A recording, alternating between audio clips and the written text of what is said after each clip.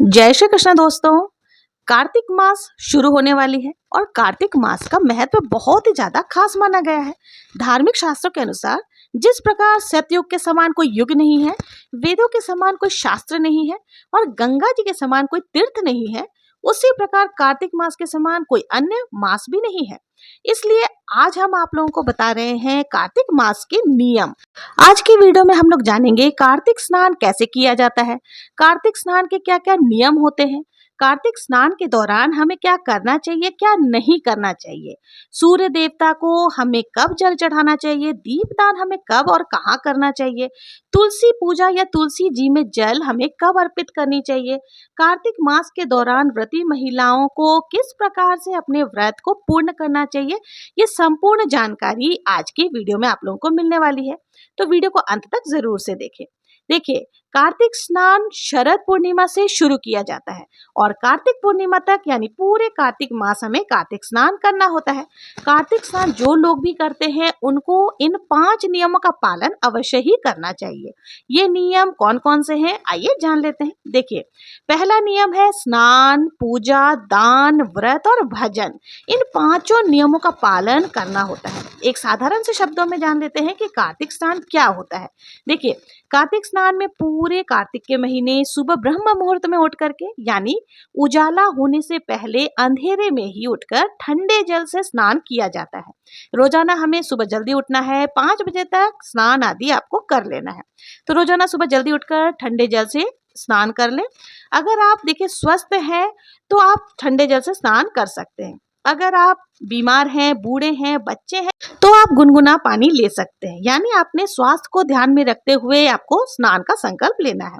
वैसे शास्त्रों के अनुसार जो परंपरा चली आ रही है उसके अनुसार कार्तिक स्नान में ठंडे जल से स्नान किया जाता है। पहले तो लोग कुएं पे, तालाब में या फिर बावड़ी आदि में, हैंडपंप आदि होते थे, वहां पर जाकर स्नान करते थे। लेकिन अभी ऐसी सुविधा नहीं है, हर कोई से ये सब संभव नहीं है। रोज रोज नदी तालाब पे जा भी नहीं सकते, तो आप घर पर भी कार्तिक स्नान कर सकते हैं। जब हम घर पर कार्तिक स्नान करते हैं तब भी हमें ठंडे जल से ही स्नान करना है। देखिए, कार्तिक स्नान पूर्णिमा के दिन से शुरू करना है तो पूर्णिमा से एक दिन पहले ही अपनी पथवारी बना लीजिएगा, क्योंकि कार्तिक स्नान में पथवारी के पूजन का बहुत ज्यादा महत्व बताया गया है। जहां पर आपकी तुलसी माता है वहीं पर अपनी पथवारी आपको बना लेना है ताकि दोनों पूजा साथ में हो जाए। तुलसी जी की पूजा हो जाएगी और पथवारी की भी पूजा साथ साथ हो जाएगी। तो देखिए, आप चाहे तो आप ईंटों से पथवारी बना सकते हैं या कोई गमला लेके उसमें भी जौ बोकर पथवारी बना सकते हैं। पारंपरिक तरीका यह है कि पहले ईंटों से ही पथवारी बनाते थे, इसलिए ईंट से पटवारी आप बना सकते हैं। तो उनको थोड़ा सा आपको क्या करना है, तुलसी जी के गमले के पास ही पूरे कार्तिक के महीने में इस पथवारी का और तुलसी माता का पूजन हमें करना है। अब शरद पूर्णिमा के दिन सुबह सुबह जल्दी उठ करके हमें स्नान करना है। स्नान करने के बाद हम अपनी तुलसी जी और पथवारी के पास आ जाएंगे। थोड़ी सी यहाँ पे साफ सफाई आपको कर लेनी है, क्योंकि जहाँ भी हम पूजन करते हैं वहां पर वातावरण बिल्कुल साफ सुथरा होना चाहिए, बिल्कुल क्लीन होना चाहिए।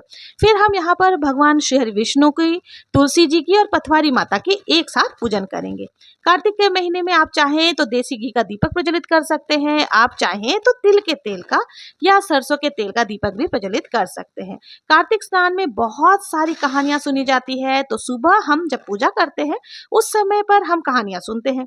कहानियां कौन कौन सी सुननी है उसका वीडियो भी आपको मेरे चैनल पर मिल जाएगा, आप वहां से वीडियो देख सकते हैं। तो यहाँ पर तुलसी जी की, लक्ष्मी जी की, लपसी तपसी की, नगर बसेरा की बहुत सारी कहानियां सुनी जाती है। रोजाना आप सारी कहानियां नहीं सुन पाते हैं तो कोई बात नहीं है, 2-2 कहानियां करके आप सुन सकते हैं। यानी 2 कहानियां आज सुन ली, 2 कहानी कल सुन ली, इस प्रकार से आप सुन सकते हैं। तो कहानी हमें जरूर से सुननी है। आप चाहें तो आप कार्तिक महात्म्य का पाठ भी कर सकते हैं। कुछ लोग पाठ करते हैं, कुछ लोग सिर्फ कहानियां सुनते हैं। कार्तिक मास की कहानियां सुनना जरूरी होता है, तो आप कहानी जरूर से सुने। उसके बाद भजन आदि भी कर सकते हैं, आरती कर सकते हैं। तो इस तरह से हमें सुबह की पूजा करनी है। कार्तिक के महीने में शाम के समय भी हमें तुलसी जी के सामने दीपक प्रज्वलित करना होता है। शाम के समय ज्यादा पूजा नहीं होती है, सिर्फ हम दीपक जला देते हैं। तो इस तरह से कार्तिक के महीने में हमें पूजा करनी होती है। अब बारी आती है व्रत की। व्रत कैसे किया जाता है? तो देखिए, कुछ लोग कार्तिक के पूरे महीने व्रत रखते हैं, यानी पूरे महीने सिर्फ एक समय भोजन करते हैं।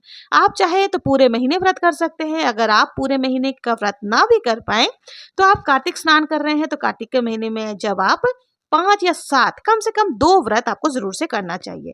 अब कौन से व्रत करने हैं वो आप देख लीजिए।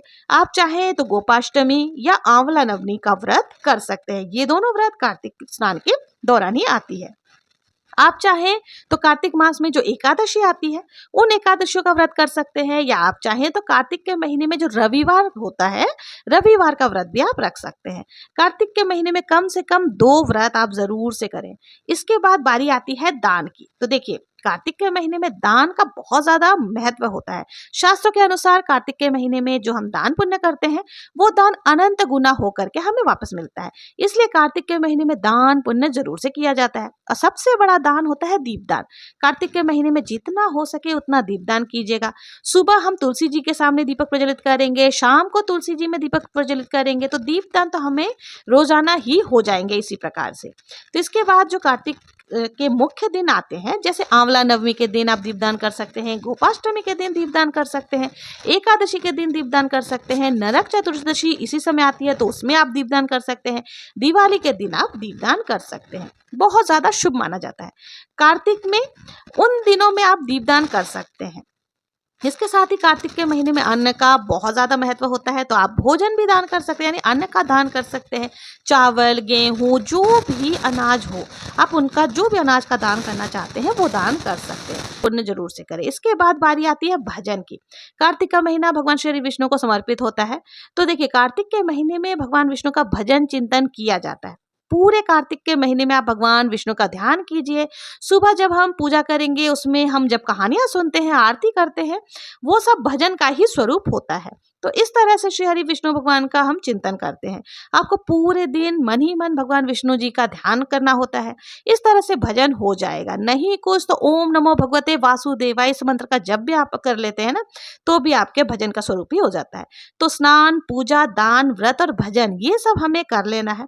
अब देखिए, ये तो हो गई वो चीजें जो कार्तिक के महीने में हमें जरूर से करनी चाहिए। अब जो भी कार्तिक स्नान करते हैं वो कार्तिक के महीने में इन 5 नियमों का पालन जरूर से करें।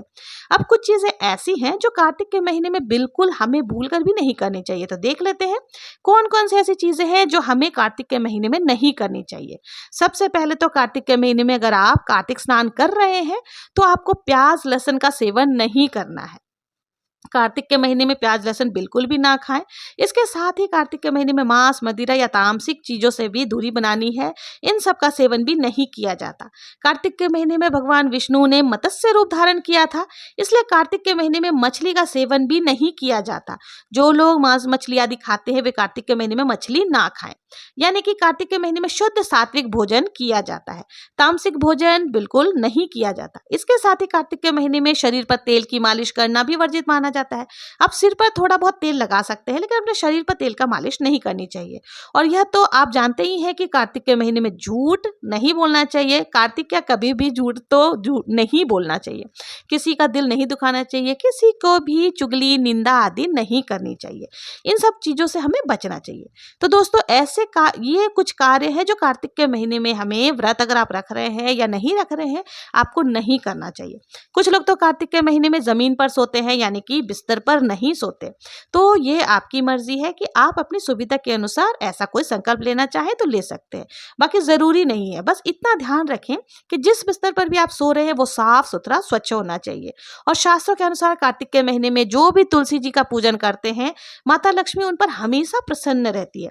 तो आप भी इस बार कार्तिक स्नान जरूर से करें, क्योंकि कार्तिक स्नान करना बहुत ही आसान है, बहुत आसान से नियम है।